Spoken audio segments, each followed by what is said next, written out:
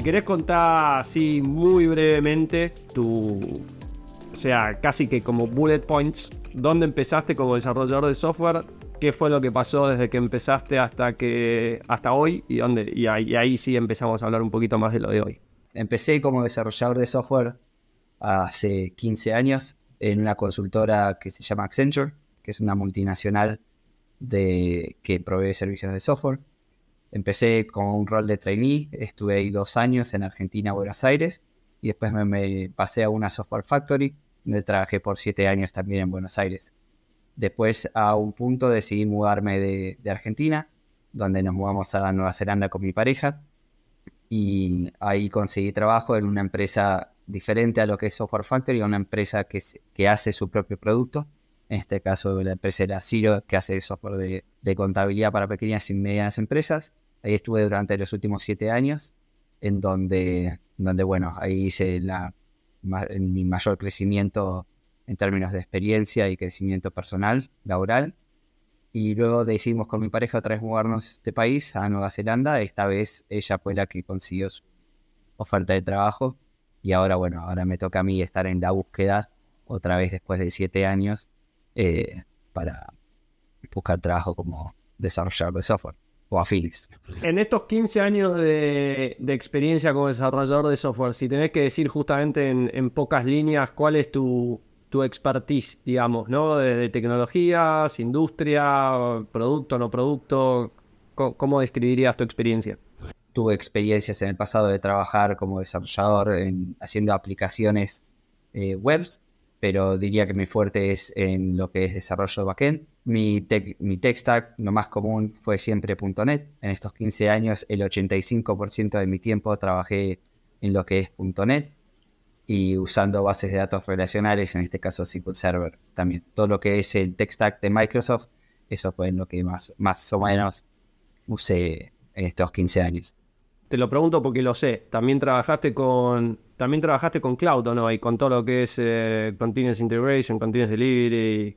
Sí, bueno, eso es interesante. Antes de mudarme a Nueva Zelanda, todo lo que es la parte de infraestructura, nunca había podido tocar nada o experimentar con absolutamente nada. Eso me pasó cuando me mudé de Buenos Aires y dejé de trabajar en una software factory, donde creo que la mayor carga laboral siempre fue escribir código o hablar con el cliente, pero todo lo que es manejo de infraestructura, desarrollo de lo que son los CI/CD pipelines, todo lo que tiene que ver con poder construir un producto que se envía de un ambiente local a producción, todo eso lo aprendí trabajando en una empresa de producto, eh, que fue durante los últimos 7 años, en donde en su mayoría, por no decir el 100%, fue en AWS.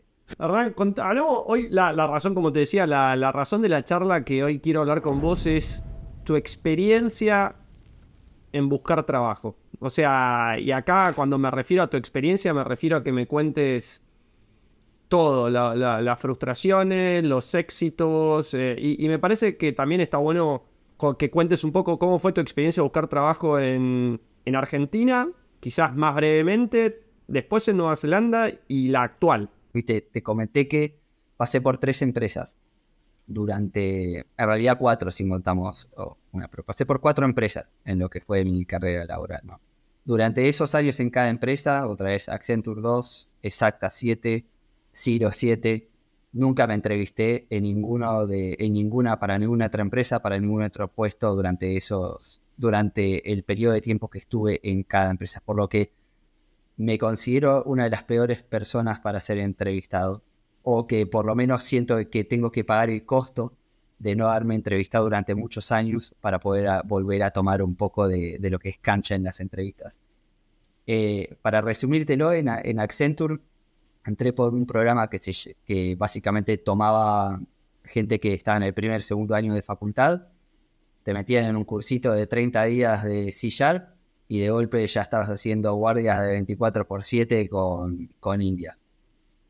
La verdad que no me quejo, aprendí un montón, fue mi primer trabajo, pero la verdad que la cultura laboral no era bastante buena. Después cuando me pasé a Exacta, ya con 2 años de experiencia, la verdad que en las entrevistas no me fue tan bien, entré con un nivel de seniority que por ahí para esos 2 años podría haberla peleado un poco más, pero dada mi falta de experiencia en entrevistas, fue lo que pude conseguir en ese momento, que era mejor que lo que tenía en Accenture, pero de aún en sí no creo que reflejaba el puesto por donde entré, no creo que reflejaba mis skills. Entre comillas, aún entre comillas acá.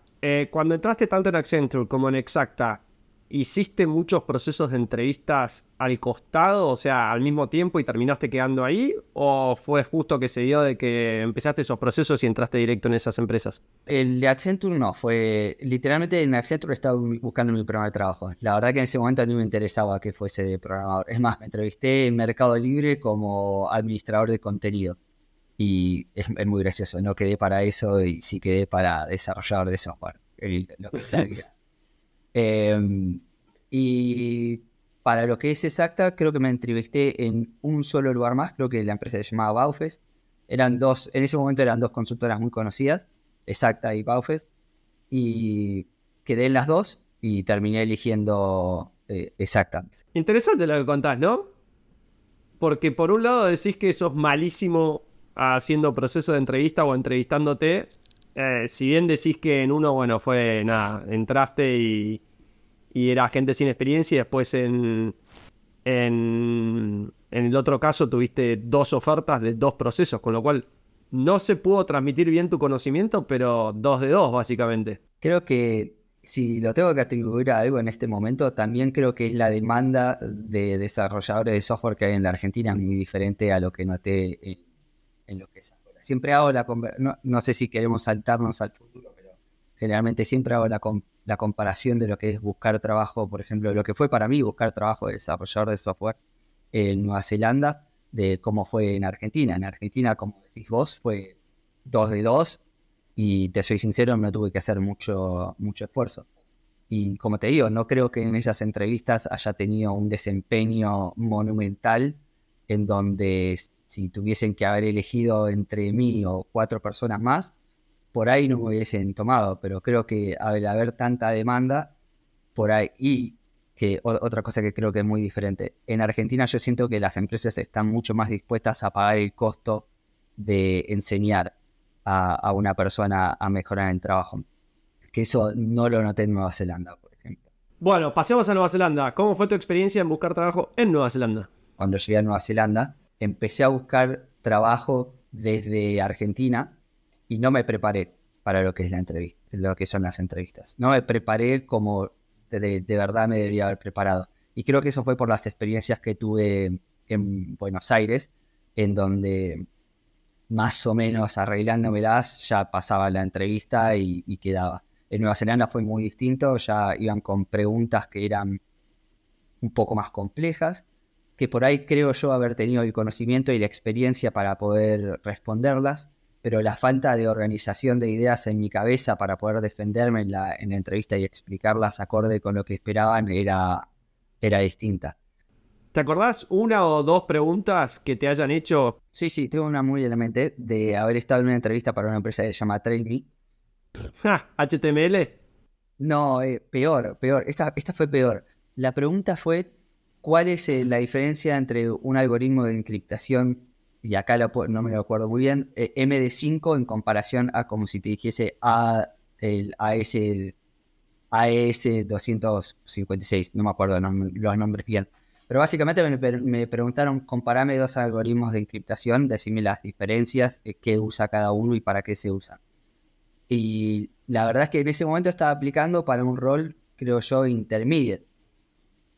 Y me quedé un poco helado, porque dije, la gente acá, cuando va a una entrevista, sabe de memoria cuáles son las diferentes características de los algoritmos de encriptación. Dije, wow, qué nivel. Eso es algo que nunca me hubiese preguntado, nunca hubiese pensado que me lo hubiesen a preguntar en una entrevista así. Y después en otras entrevistas tuve momentos similares, por ahí no tan dramáticos como para que me acuerde de las preguntas, pero realmente la diferencia en preguntas concretas a tal punto de preguntarte algo muy específico del framework de .NET, o algo muy específico de cómo escribir cierta consulta a una base de datos, es algo que se preguntaba mucho en las entrevistas. Y con respecto al puesto de trabajo que conseguiste después, ¿qué te acordás de ese proceso de entrevistas? Bueno, ahí me acuerdo que el proceso fue mucho más sencillo. Primero que fueron dos entrevistas, una entrevista técnica y una entrevista ya con el equipo, por lo que fue bastante sencilla. Las entrevistas que antes tenía en otras empresas por ahí eran dos técnicas o tres técnicas. Es más, después puedo contar, pero ahora me estoy entrevistando para una empresa y ya voy por la cuarta entrevista, cosa que no había pasado antes. Pero la que quedé, en realidad en Nueva Zelanda, tuve dos experiencias exitosas en entrevistas. Una para una compañía Vista, que se llama Vista, que hace software para lo que es cines, que terminé rechazando el trabajo. Y la otra en Ciro, que es para la empresa de software contable. Para lo que fue Ciro, la entrevista fue mucho más amena. Fue con un arquitecto y un desarrollador senior, en donde me hicieron varias preguntas. La gran diferencia fue de que al tener un amigo, un compañero que ya estaba trabajando en Ciro, me explicó por dónde iban a estar orientadas las entrevistas. Y para saber eso, ahí me lo tomé en serio, me preparé, estudié las posibles preguntas que me podrían llegar a tomar y sentí que estaba mucho más preparado otra vez mentalmente para poder defenderme en caso de que me hagan preguntas concretas. Por ejemplo, en esa entrevista me acuerdo que me dijeron, decime para qué usas el código 403 del estándar de protocolo HTTP. Y eso es algo que si no me hubiesen dicho 2 días antes, che, te van a hacer algunas preguntas sobre lo que es APIs HTTP, probablemente ni siquiera me hubiese gastado en ver cuáles son concretamente la diferencia entre cada código. Por eso digo que es como, siento que a veces es como una lotería ir a una entrevista donde te pueden preguntar algo específico que justo sabes o no, pero que no te dice mucho en realidad sobre la calidad del entrevistado. ¿Hace cuánto estás en España? Un mes y medio. Y en este mes no estuviste todo el mes buscando trabajo, ¿o sí? No, las últimas 2 semanas habré estado trabajando. Lo que me pasó en España fue de que, otra vez, aprendiendo de los errores, ¿no? En Nueva Zelanda llegué con un currículum de mierda, literalmente. Podía aplicar a 200 trabajos y me llegaba respuesta exitosa de uno. Y eso aprendí gracias a amigos, gracias a vos, Santi, de cómo poder armar un currículum para que sea un poco más embellecido para lo que son los ojos de los recruiters. Entonces, cuando me mudé a España, más o menos que quise armar el currículum con la misma intención. Y cuando llegué a las 2 semanas dije, bueno, vamos a probar el currículum. Y apliqué a cuatro trabajos. Y me llamaron de los 4 para hacer entrevistas. Y fue como espectacular, está funcionando. Y ahí fue como, bueno, ahora tengo que hacer las entrevistas. En ese momento estaba de vacaciones, estaba en la playa. Y medio que me arruinó un poco las vacaciones. Hubo un par de ejercicios técnicos que tuve que hacer mientras estaba paseando. Pero la verdad que el motivo principal fue, probemos si el currículum realmente llama la atención a la gente. Y la verdad que funcionó bastante bien. Y ahora, bueno, ahora que estamos un poco más estables, ya vamos a ver si alguno de estos 4 trabajos sigue el proceso de selección o si tengo que empezar a buscar otras oportunidades. ¿Cómo compara las entrevistas de trabajo en España? Primero estaría bueno saber si los trabajos son para empresas que efectivamente están en España o si son para otros países de Europa. Y cómo comparan las entrevistas, ¿no? De las entrevistas que hiciste en Nueva Zelanda, en Buenos Aires, en Argentina, con las de ahora. Creo que lo más relevante que lo puedo comparar es con las de Nueva Zelanda. La verdad que no me gastaría en compararlas con las de Buenos Aires otra vez por la longevidad de hace cuánto fueron esas entrevistas. Creo que en términos de compararlas con las de Nueva Zelanda, creo que son similares, son bastante similares. La diferencia para mí está en la cantidad de entrevistas otra vez que uno tiene que pasar por acá por el proceso. Por ejemplo, me entrevisté para una empresa de seguros francesa que estaban abriendo una sucursal en España y todas las entrevistas, por ejemplo, fueron en inglés. donde primero tuve una charla de media hora con 2 desarrolladores, después tuve otra charla con 2 desarrolladores más, pero más para hablar de diseño, y después tuve una técnica. Y después de la técnica, bueno, esa fue la única que por ahora me confirmaron que no. La verdad, debo admitir que la experiencia fue bastante buena. La entrevista técnica fue con 2 desarrolladores haciendo cambios incrementales a una solución que ellos te proveen. La verdad que la experiencia fue bastante buena. La podría comparar mucho con lo que es Nueva Zelanda, que se hace mucho esto de hacer peer programming con el candidato. Con la única diferencia, esto es algo que no me gustó, que es, en este caso no fue peer programming de vos con un desarrollador de ellos intentan agregar nuevos cambios al programa, sino que fue vos solo y ellos te miran. Y si querés preguntar algo, te retrucan diciendo, vos sos el que está haciendo la entrevista, vos decime qué harías. Cuando en Nueva Zelanda por lo menos eso no pasa. Generalmente la confrontación entre el entrevistado y la persona que está entrevistando es mucho menor, de mucho menos fricción. No te interesa tanto poner al candidato en una situación de presión, sino que te interesa darle todas las oportunidades como para que sea exitoso. Me contaste también de que fue lo que me soltó la idea de decir, bueno, compartamos esta experiencia con más gente, de una entrevista donde, de vuelta, no era en el lenguaje de programación que vos manejabas y un montón de otras cosas. Y me interesa también que compartas el análisis que hiciste de todo eso, no solo lo que pasó, sino cuál fue tu análisis. Creo que hay muchos parámetros en lo que es la comparación. En las mejores entrevistas que estuve hasta ahora fueron para empresas de producto. Hasta ahora, lo que fueron empresas de producto, la verdad, todo el proceso de selección, otra vez, ya veremos si somos exitosos o no en las que quedan, pero todo el proceso de selección, la verdad que viene siendo fantástico. Nunca tuve una mala experiencia o consideré que la forma de evaluar al candidato fuese desproporcionada. Rara. Claro, sí. En el único que tuve muy mal ejemplo, tuve muy malas, ¿cómo se llama? Experiencias en 2 oportunidades. Una que fue para un puesto de contractor, en donde me enviaron un ejercicio técnico de lo que es resolución de estructura de datos y algoritmos, en los cuales ese fue mi primer acercamiento otra vez a lo que es este tipo de entrevistas. Hace años que no me pongo a resolver ejercicios donde por ahí tenés que elegir una estructura de datos en particular, justificar la complejidad del tiempo y espacio, o escribir un algoritmo recursivo. Son cosas de que hace 7 años que no hago, no es lo que hago en mi día a día, por lo que no estaba preparado para resolver este tipo de ejercicios. Esa vaya y pase. La segunda, que es la más controversial, fue una entrevista en donde el puesto era más un puesto para lo que es el líder técnico, de tomar decisiones, de poder ayudar a lo que es la gente de producto a diseñar ciertos componentes de un sistema.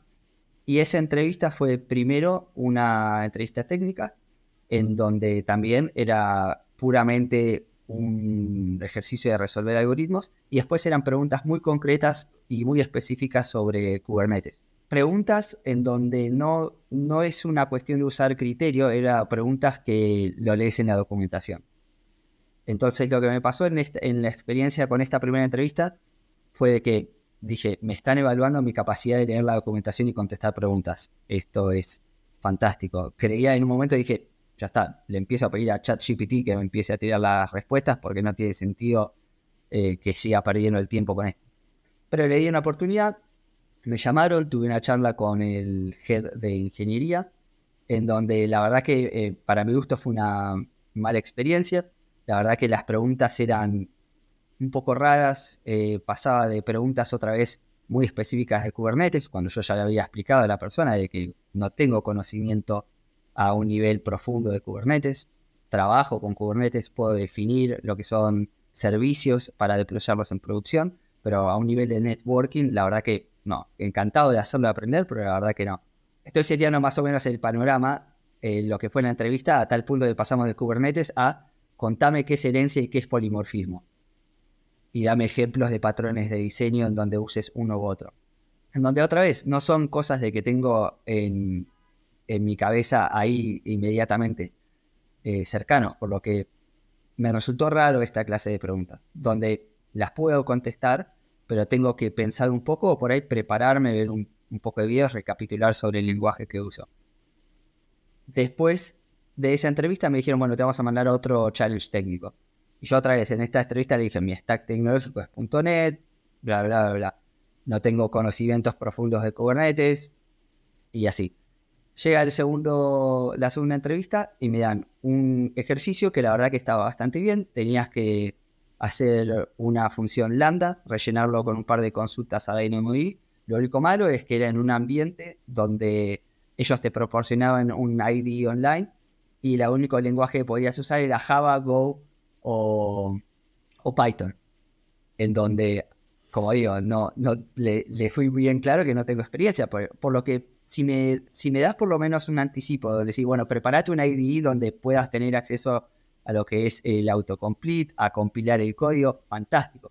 Pero en este caso me estás dando un archivo de texto en donde tengo que probar prueba y error. Y la verdad que la experiencia fue horrible. En un momento me preguntaba qué estoy haciendo. Lo termino, fantástico, paso al ejercicio número 2, otro ejercicio de resolver un algoritmo, un problema de algoritmo de estructura de datos, en donde no quiero entrar mucho a nivel de detalle, pero dije, ¿qué estoy haciendo? Cada vez que pasaba el próximo ejercicio, me preguntaba qué estoy haciendo con mi tiempo. Y el tercer ejercicio era otra vez preguntas muy específicas de Kubernetes. Cuando llegué a ese tercer ejercicio, agarré ChatGPT y empecé a decir, bueno, dame la respuesta, no quiero pensar más. Y le mandé un mensaje a la gente y le digo, miren, gracias por la oportunidad, pero otra vez les repito, el primer ejercicio estaba en Java, me tomó mucho tiempo completarlo por no tener la configuración. El segundo, otra vez este tipo de ejercicio, no sé qué están evaluando, díganme y les puedo comentar más sobre experiencias que tuve. Y el tercer ejercicio les dije, siento que están evaluando mi capacidad para leer la documentación porque les dije, a este nivel de Kubernetes no tengo experiencia. Después de esa entrevista terminé un poco frustrado, la verdad. ¿Y qué pasó? ¿Tenés feedback o todavía no? Todavía no, esto fue el jueves y sé que en Argentina es viernes. Es justo la gente que hace la evaluación de las entrevistas estas está en Argentina. Así que Y además fue feriado en Argentina, jueves y viernes. igual te soy 100% sincero, en este momento, si tuviese la mínima chance de tener cualquier otra oportunidad, no creo que aceptaría el trabajo. La verdad es que por lo que fueron las entrevistas, no sé si me da una buena perspectiva de lo que va a ser. Sensación, sí. Pero bueno, por plata baile Está bien. y estoy desempleado, Perfecto. así que por ahí no puedo elegir. ¿Cuál es tu... O sea, tenés 15 años de experiencia, trabajaste en Argentina, trabajaste en Nueva Zelanda, trabajaste en empresa de producto, trabajaste en Software Factory, o sea, tenés una experiencia diversa, digamos, ¿no? Creo que el stack de tecnología quizás es lo que más te hace un especialista en cierto campo, pero sacando eso tenés una experiencia diversa, has trabajado también quizás un poco como con frontend y demás. ¿Qué se te pasa por la cabeza hoy cuando estás buscando trabajo con 15 años de experiencia? Y bueno, ¿no? Si bien empezaste hace poco, 2 semanas nomás, ¿qué se te pasa por la cabeza cuando decís, bueno, estoy buscando trabajo, todavía no lo conseguí? De nuevo, no es para decir que esté bien o que esté mal, simplemente es ¿qué es lo que se te pasa por la cabeza? Qué buena pregunta. Creo que es una combinación de cosas que se me pasan por la cabeza. Creo que intranquilidad en el sentido de que no me gusta estar ocioso, no soy una persona que puede estar sentada sin rumbo y a veces busco mucho ese rumbo en lo que es el trabajo. Entonces soy un poco impaciente y en este momento me pregunto si voy a estar tomando malas decisiones por mi impaciencia y dado la situación en la que estoy. Entonces trato de ser muy consciente en eso y realmente tratar de tomarme el tiempo para ver a qué trabajos aplico, a cuáles no. En términos de software en general, lo que noto es cada vez que busco trabajo parece que se crea un nuevo rol. Hoy en día, por ejemplo, si entras a LinkedIn, tenés mucho de lo que se llama, ya directamente hay una distinción entre lo que es backend, frontend o full stack, en donde es un poco ambiguo por dónde viene el rol, o por lo menos en dónde me puedo encasillar yo en este momento. Como te digo, hice un poco de frontend, tengo mucha más experiencia en el backend. ¿A qué roles debería apuntar? cómo busco esos roles y cómo me preparo para entrevistas para esos roles. Eso creo que es lo que un poco me tiene intranquilo, de que hoy en día por ahí en comparación a lo que era hace 7, 10 años, no había esta distinción de roles tan específica. Entonces es un poco más difícil entender si es que estoy muy especializado en un rol en particular como para poder aplicar a otro y tener la oportunidad de pasar lo que son los procesos de evaluación. No sé Está bien. cómo se sentirá la gente en esto, pero creo que cambió un poco el rol de lo que es el desarrollador de software en estos años. Antes por ahí tu función era escribir código, como dije, y ahora se le fueron agregando muchísimas más responsabilidades, inclusive más si trabajas en una empresa de producto.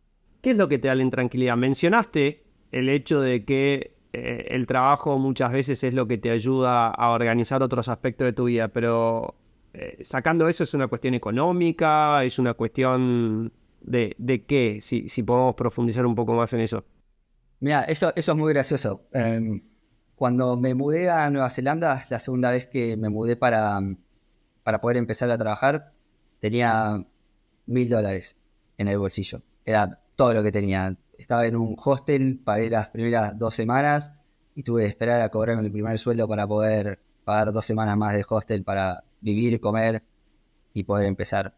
Después, en España, acá ya vengo con otra situación en donde, por suerte, tengo mi propia casa, tengo ahorros, estoy mucho más tranquilo económicamente. Y de alguna forma estoy igual de impaciente que lo que estaba cuando estaba en Nueva Zelanda. O más, te diría, creo yo. Entonces creo que no tiene nada que ver con lo económico, es algo, creo, muy personal de estar pensando en perder el tiempo. En decir, estoy perdiendo el tiempo estando desempleado, cada día que pasa voy a tener menos experiencia en lo que es hablar para poder defenderme en las entrevistas, me voy a olvidar de ejemplos que por ahí hoy en día tengo recientes en lo que fueron mis experiencias en mi último trabajo. Entonces creo que todos estos son los pensamientos que se me cruzan por la cabeza para decir, creo que debería encontrar trabajo ahora. ¿Haces algo al respecto con eso? ¿O qué? ¿O te pasa todo esto? ¿Te das cuenta que te pasa todo esto? ¿Qué haces al respecto? O nada, quizás nada, ¿no? Pero Creo que en este momento son más sentimientos que realidad, ¿no? O sea, hace un mes que me mudé, no es que estoy hace 8 meses tratando de conseguir trabajo, por lo que hasta ahora todavía no dediqué prácticamente nada de mi tiempo a, por ejemplo, ponerme a escribir casos concretos donde pueda mapear diferentes valores culturales de una empresa a la cual estoy aplicando a una experiencia laboral que tuve, o por ahí de ponerme a seguir con alguna de las aplicaciones que hago en mi propio tiempo, como cosa de estar preparado para lo que es una entrevista de desarrollo, o mismo entrar, por ejemplo, si veo que las próximas 5 entrevistas van a ser de algoritmos y estructura de datos, por ahí debería hacer un curso otra vez para volver a practicar, pero la verdad que todavía no me puse con eso, porque creo que todavía es un sentimiento, pero ya veremos con el tiempo. y después el hecho de mudarte a otro país, la última, esta ya cerramos con esta, la experiencia de vuelta, ¿no? Lo hiciste en Nueva Zelanda, recién mencionaba justo, ¿no? Un poco el hecho de tenías plata para 2 semanas de hostel y no mucho más, y hacerlo en un lugar donde todavía no estás instalado. ¿Qué puedes compartir de esa experiencia de llegar a un lugar nuevo, desconocido y hacer la búsqueda de trabajo con todos los otros desafíos, ¿no? Por ejemplo, en esta charla que estamos teniendo hoy, que se corta internet cada 2 por 3. Imagínate si eso te pasara en un proceso, en una entrevista, ¿no? Tengo que ir a hacer un trámite en la policía para poder obtener un número de identificación para poder contratar a internet. A ese nivel estamos hablando. Así que me va a tomar un tiempo hasta tener una conexión de internet estable. Mirá, creo que depende del país. Nueva Zelanda, por suerte, es un país en donde todo lo que es la parte administrativa es directa. Puedes hacer todo en un día y en el primer día ya estás habilitado para poder empezar a trabajar, contratar servicios, comprarte un auto, lo que quieras. España es 100% lo opuesto, es muy parecido a Argentina en términos burocráticos. Y me estoy dando cuenta, obviamente, ahora en donde Por ejemplo, yo que todavía no tengo oferta de trabajo, tengo que, para poder sacar lo que es el número, hacer los trámites, tengo que tener fondos suficientes, contratar un seguro. Ahora, la diferencia, por ejemplo, Agustina, mi pareja, ella está con un contrato de trabajo y tiene una alfombra roja donde le hacen todos los trámites, no tuvo ningún problema a nivel administrativo. Conseguir un alquiler, todos te piden contrato de trabajo. Yo creo que si hubiésemos venido a España sin que uno de los dos tenga contrato de trabajo, si tenemos que buscar un lugar para nosotros solos, hubiese sido imposible. Eh, entonces creo que en ese sentido España es un poco más, digamos, en modos de dificultad, diría que es un modo difícil comparado a Nueva Zelanda, que es fácil. De vuelta, está buenísimo para que otra gente tenga perspectiva de qué significa mudarse a otro país, hacer proceso de entrevistas en otro lugar. Yo veo que eso que vos dijiste, que pasa mucho, de gente que sale de Argentina, donde siempre fue un camino allanado porque sos de ahí, porque estudiaste ahí, porque conseguiste tu primer trabajo ahí, el camino es como que se hace más fácil y de repente vas a otro lugar y pensás que tenés todo listo, todo resuelto y de repente...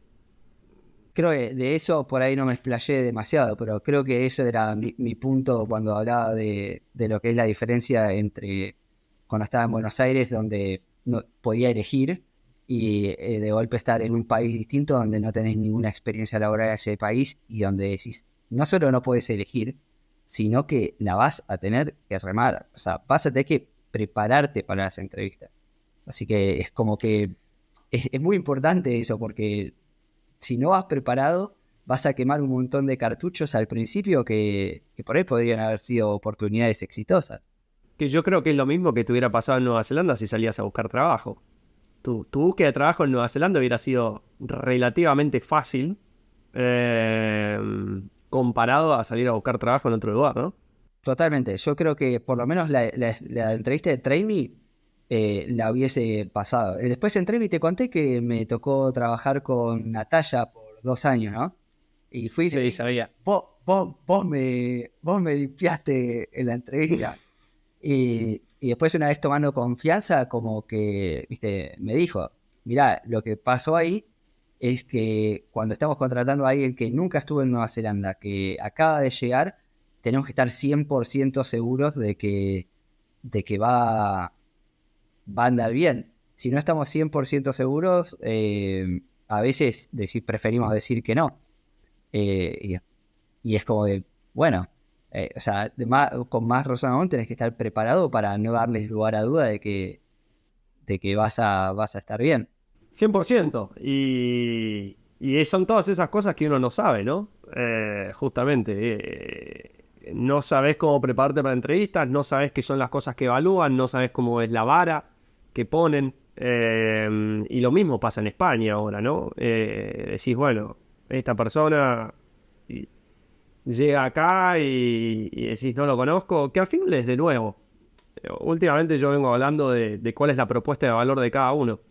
Y mientras más desconocido sos, tu propuesta de valor tiene que ser mucho más clara. Ahora, mientras más conocido sos, tu propuesta de valor puede ser mucho más floja en cuanto a cómo la comunicas porque ya tenés ese aval. Yo qué sé, trabajaste en Facebook. Y bueno, la gente ya cree que porque trabajaste en Facebook hay un montón de cosas que ya sabes.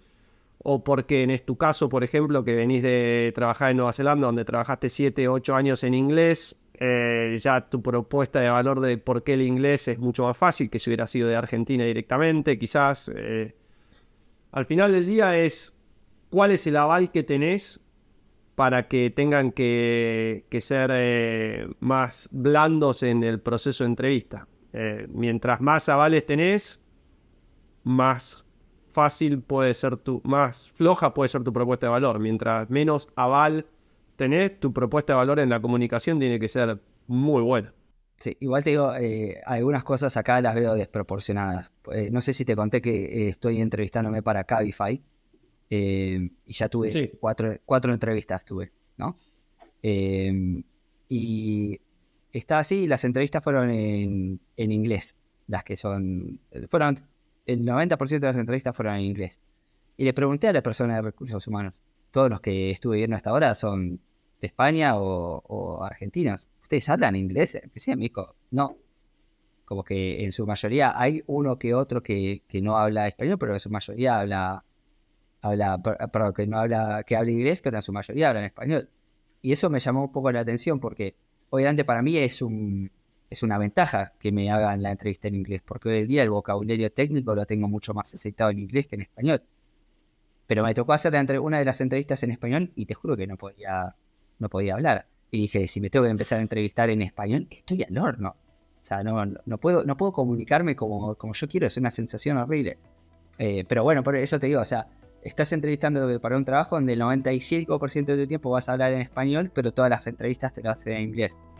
Sí, bueno, sí, ya que estamos hablando de nombres, yo conozco gente que en Cero decían que el candidato era junior y en TradeMe lo contrataban como senior y al revés, gente que en TradeMe lo decían que era junior, en Cero lo contrataban como senior, al revés, ya no sé ni cómo dije el ejemplo, pero es súper subjetivo y creo que esa es una de las cosas que tiene que mejorar en el proceso de entrevistas de tener una comunicación mucho más clara, porque al final del día cuando vos vas a trabajar no le decís a la otra persona, mira, acá están los requerimientos, tenés que volver con algo perfecto y no me podés hablar y no me podés decir nada y no podés hacer nada. O sea, es como que los procesos de entrevista son totalmente distintos a lo que es la vida real.